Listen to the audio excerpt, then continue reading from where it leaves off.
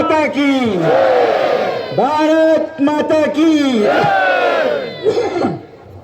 अब मैं हमारे देश के प्रधानमंत्री श्री नरेंद्र मोदी जी से आज लद्दाख के हजारों लोगों के साथ मिलकर लद्दाख की मन की व्यथा, मन की बात आपको सुनाना चाहूंगा। यहाँ अगर आप देखेंगे तो एक छोटे प्रदेश जहां लाख 1.5 लाख तो लेह में और लाख 1.5 लाख ही कारगिल में हैं, उसमें से 20-30 हजार लोग यहाँ पर मिलकर आपसे एक गुहार लगा रहे हैं, आपसे एक मन की बात सुना रहे हैं।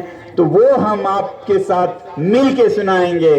कैसा है? आप लोगों की मंशा और आपकी अनुमति लेके मैं प्रधानमंत्री जी को ये कुछ मन की बातें सुनाना चाहूंगा। सबसे पहले तो लद्दाख के लोग आपके बहुत बहुत आभारी हैं और रहेंगे कि आपकी सरकार ने आज से 4 साल पहले लद्दाख की सालों दशकों पुरानी मांग पूरी की। उसका हम बहुत बहुत धन्यवाद करते हैं और करते रहेंगे। और उसके बाद क्योंकि मैं पर्यावरण के क्षेत्र में काम करता हूं, एनवायरमेंटल एक्टिविस्ट हूं, तो मैं आपका बहुत बड़ा प्रशंसक हूं जो आपने सिर्फ भारत में नहीं दुनिया में भी एक रास्ता दिखाया भारत के आदर्शों का, सादगी भरे जीवन का, मिशन लाइफस्टाइल्स फॉर एनवायरनमेंट, जिस पे भी मैं सालों से बोलता आया हूं। आपने इसे दुनिया तक पहुंचाया कि जब तक देश के, दुनिया के लोग सादा जीवन नहीं बिताएंगे, ये जो दुनिया का पर्यावरण है वो उसे सह नहीं पाएगा। इसके हम सब आभारी हैं। हम आपका अभिनंदन करते हैं इस बात के लिए। और हम इसके भी आभारी हैं कि जब आपने लद्दाख को यूटी घोषित किया तो इस पर्वतीय प्रदेश, इस संवेदनशील पर्वतीय प्रदेश के संरक्षण के लिए जब 370 नहीं रहा तो आपने लद्दाख के लोगों को भरोसा दिलाया। आपके सरकार के मंत्रियों ने, नेताओं ने यहां आकर दिल्ली से बार बार हमें आश्वासन दिया कि लद्दाख को भारतीय संविधान के अनुच्छेद 244 के 6वें शेड्यूल में संरक्षित किया जाएगा। ये भारत के नेशनल कमीशन फॉर SC/ST के मिनट्स में छपे हुए हैं। ये आश्वासन यहां पोलो ग्राउंड से दिया गया। ये आश्वासन ट्राइबल जनजातीय मंत्री से, न्याय के लॉ मिनिस्ट्री से, होम मिनिस्ट्री से, हर तरफ से हमें ये आश्वासन मिला।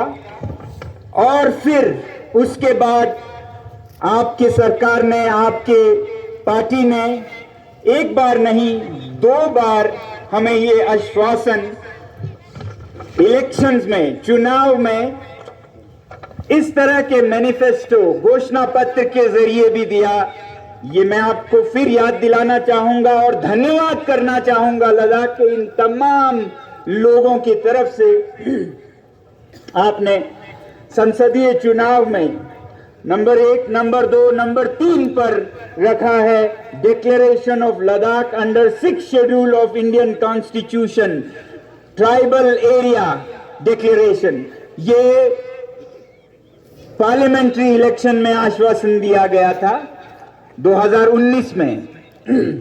और फिर 2020 में जब लद्दाख के लेह जिले में यहां का सबसे प्रतिष्ठित चुनाव हुआ पर्वतीय काउंसिल का, हिल काउंसिल का, तो फिर पहले नंबर पर इस मैनिफेस्टो में यही मुद्दा है, constitutional safeguard for Ladakh under 6th schedule of Indian constitution. तो ये आपने हमारे साथ वादे किए, आश्वासन दिए, इन सब का हम फिर धन्यवाद कहना चाहते हैं, क्योंकि हम सोचते हैं कि देर हुई है 3-4 सालों का, मगर अंधेर नहीं है, हमारा ये यकीन है। तो हमारा यकीन ये है कि जब आपने ये आश्वासन दिए तो आप इसे देर सवेर पूरा जरूर करेंगे। मगर दुख के साथ ये कहना पड़ रहा है कि इन घोषणाओं के बाद एक सन्नाटा सा छा गया कुछ महीनों के लिए, फिर एक साल के लिए, फिर नकारात्मक संकेत मिलने लगे कि ये नहीं मिलने वाला है। फिर यहां लेह में तो जो सिख शेड्यूल शब्द को उच्चारण करे उन पर ज्यादतियां होने लगी, बच्चों को पकड़ा जाने लगा। और हमने सोचा कि शायद जिन नेताओं पर हमारा इतना भरोसा था वो नहीं रहा। फिलहाल के महीनों में हमें यह पता चला कि ऐसा भी नहीं है। केंद्र सरकार में केंद्र के नेता, मंत्री, गृह मंत्री सब लद्दाख के हितैषी हैं, भला चाहते हैं, देना चाहते हैं। हमें फिर ये पर्दा जो हमारे बीच में केंद्र के साथ आ गया था वो पर्दा फाश होते हुए नजर आया और पता ये चलने लगा कि कुछ औद्योगिक गुट, इंडस्ट्रियल लॉबीज जैसे माइनिंग, खनन, जिनको लद्दाख के ये वादियों में, पहाड़ों में, पर्वतों में पैसा दिखता है, जो कल की नहीं सोचते, आज की लूट मचाने में लगे हैं। हिमाचल में, उत्तरांचल में, पूरे हिमालय में, जिसका खामियाजा यहाँ के लोग हिमालय में भुगत रहे हैं। आप देख रहे हैं हिमाचल प्रदेश में क्या हो रहा है। ये अंधाधुंध विकास के नाम पर जो उद्योग का तांता लगा हुआ है, यही आप उत्तराखंड में देख रहे हैं। अब लद्दाख के दरवाजे पे दस्तक देने जैसे ही यूटी घोषणा हुई तो ऐसे घरानों ने, ऐसे गुटों ने, लॉबीज ने यहाँ अपना सर्वेक्षण करना शुरू किया और हमारे जो नेता हमारी आवाज को ले जाने के लिए चुने गए थे लद्दाख से, वो हमसे ज्यादा उनके असर में आए और उनके साथ मिलकर वो लद्दाख को बेचने लगे, खरीद फरोख्त करने लगे। और वो अब तक ये संदेश देने लगे कि ये संरक्षण यहाँ किसी को नहीं चाहिए। ये संरक्षण, ये सिख शेड्यूल, ये 2-4 लोगों की, कुछ पॉलिटिकल पार्टीज, कुछ ऑपोजिशन की मांग है, इस पे आप ध्यान नहीं दीजिएगा, ये रखिएगा। क्योंकि उन्हें पता था कि अगर लद्दाख पर सिख शेड्यूल आ जाए तो फिर ये उद्योग मनमानी नहीं कर पाएंगे, खिलवाड़ नहीं कर पाएंगे, तोड़ मरोड़ जो पर्वतों का हुआ है हर जगह, वो सब यहाँ नहीं हो पाएगा, लद्दाख बचा रहेगा। और वो ये नहीं चाहते थे, तो ये गलत संकेत देने लगे। तो जब उन्होंने ये कहा कि ये कुछ ही लोगों की मांग है, तब लद्दाख के लोगों ने आपको जवाब, संदेश देने के लिए, अपने पैरों से वोट देने के लिए आज यहाँ पर हजारों, दसियों हजारों में लोग जमा होकर इस ठंड में ये जताने के लिए आए हैं कि हम सब इस मांग के साथ हैं। आप इस बहकावे में ना आए जो कुछ मतलबी लोग, वेस्टेड इंटरेस्ट आप तक पहुंचा रहे हैं। हमें उम्मीद है कि आप इनकी आवाज सुनेंगे। Sikh schedule, Sikh schedule, Sikh schedule. Bharat माता की, भारत माता की, भारत माता की।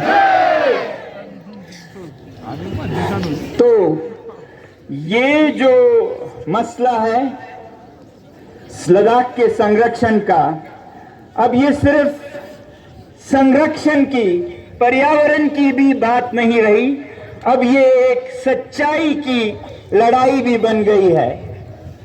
भारत में हर चीज पर्याप्त है, बहुत है, किसी चीज की कमी नहीं है। कोयला है, तेल है, लोहा है, हर चीज है, मगर आज जो सबसे कम पड़ रहा है वो है भरोसा, ट्रस्ट। भरोसे की कमी, डेफिसिट ऑफ ट्रस्ट भारत बहुत बड़े स्तर पर 2-4 है। इससे और ऐसे में ये एक बहुत बड़ा उदाहरण बनेगा आपकी तरफ से कि जो वादा किया है वो निभाना पड़ेगा, जो निभाएंगे नहीं वो वादा करेंगे नहीं। ऐसी हमारी उम्मीद है ऐसे सरकार से, ऐसे नेताओं से जो कि ईमान के नाम पर ही सत्ता में आए। आपको याद है कि 2011, 12, 13 के इंडिया अगेंस्ट करप्शन में भारतीय जनता ने कितने जोर शोर से भारत में फिर से सच्चाई को वापस लाने की आवाज उठाई और उसके ठीक बाद भारतीय जनता पार्टी सत्ता में आई, क्योंकि लोगों को ये भरोसा था कि अब साफ होगा हर चीज। मगर आज बदकिस्मती से देख कहना पड़ रहा है कि आज हर तरफ करप्शन फिर से सर उठा रहा है देश में और यहाँ लद्दाख में भी। आपको मालूम हो या ना हो, पिछले 3-4 सालों में यूटी लद्दाख में करप्शन हद के स्तर पर होने लगा था। जम्मू कश्मीर में हम मानते थे कि वो सबसे करप्ट राज्य है, लद्दाख में बहुत बड़े स्तर पर होने लगा।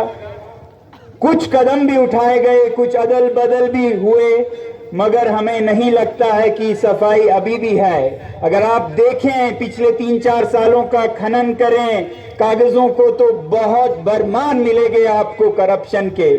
मैं खुद आपको कई ऐसे मिसालें और सबूतें दे सकता हूं। तो ये हाल है लद्दाख का और ऐसा ही हाल देश में भी लग रहा है। आप बहुत कोशिश कर रहे हैं मगर हालात बहुत अच्छे नहीं हैं। ऐसे में बहुत जरूरी है कि देश को भरोसा हो कि हमारी सरकार, हमारे नेता भरोसे पर खरा उतरेंगे। तो हम लद्दाख से ये गुहार करते हैं कि सबसे पहले तो ये जो इलेक्शन के मैनिफेस्टो हैं उन पर अमल करके आप देश को बताएं कि इलेक्शंस गुड्डा गुड्डी का खेल नहीं है, बच्चों का खेल नहीं है। इसमें जो वचन दिए जाते हैं उन्हें पूरा किया जाता है और लद्दाख की जनता इसी उम्मीद पर आज यहाँ आई है कि आप ऐसा जरूर करेंगे। हमें बताया गया कि 19 फरवरी को टॉक्स होंगे दिल्ली में। हमें बहुत उम्मीद है कि इस टॉक्स में आप ये साबित करेंगे कि आप वादे पर खरे उतरेंगे और पक्के इरादे से हैं जैसा हमें आश्वासन दिया गया है। और हम कोई ऐसा चीज नहीं मांग रहे हैं कि जो भारत में संभव नहीं है। हम चांद, हम सितारे नहीं मांग रहे हैं। हम तो भारतीय संविधान के एक अनुच्छेद जिसका हमसे वादा किया था उसी का अमल मांग रहे हैं। और ये अमल कोई ऐसा नहीं है, कभी कभी कुछ लोग ऐसे प्रदर्शित करते हैं कि ये बाहर के लोगों को रोकने का है, ये लद्दाख बाहर, ऐसा नहीं है। मैं आपको बताना चाहूंगा कि ये संरक्षण लद्दाख में जो भी संवेदनशील जगह हैं या संस्कृतियां हैं या जनजातियां हैं उनको बचाने का काम करेगा। अब लद्दाख में जैसे पांगोंग झील है, सोमोरिरी झील है, बहुत ही संवेदनशील है, फ्रेजाइल इकोसिस्टम है। वहां के लोगों की संस्कृति बहुत ही फ्रेजाइल है। उसे बचाना होगा सिर्फ दिल्ली और लखनऊ के लोगों से नहीं, लेह के लोगों से भी। और हम चाहते हैं कि ऐसे फ्रेजाइल इकोसिस्टम्स को लद्दाख के लोगों से भी बचाएं और ऐसा प्रावधान देता है 6th शेड्यूल। तो 6th शेड्यूल किसी बाहर अंदर की बात नहीं है। हमारे यहाँ एक वादी है आर्यन वैली, जहां पर आर्यन समुदाय के ब्रोकपा लोग रहते हैं। उन्हें बचाने की जरूरत है मुझसे भी। कोई वहां जाके ऐसे खिलवाड़ नहीं करे कि उनकी संस्कृति बिखर जाए। तो 6th शेड्यूल उन्हें हमसे भी बचाता है। और जरूरी नहीं है कि हर चीज में अंदर बाहर करें। हो सकता है ऐसे स्ट्रेचेस हों जहां पर हर कोई देश से बल्कि दुनिया से आके भी उद्योग लगाए, ऐसे डिमार्केटेड एरियाज में। मगर जो संवेदनशील पहाड़ हैं उन्हें बचाया जाए। तो ये कोई इस जाति उस जाति, बाहर के अंदर के, इनकी बात नहीं है।